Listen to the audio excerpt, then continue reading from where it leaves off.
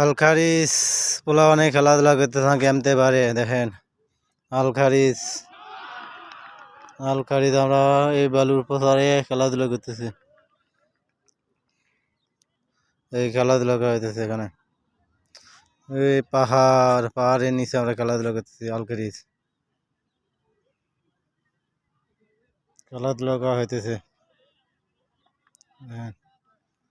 অনেক প্লাবান খেলাধুলা করতে ক্রিকেট খেলতেছে।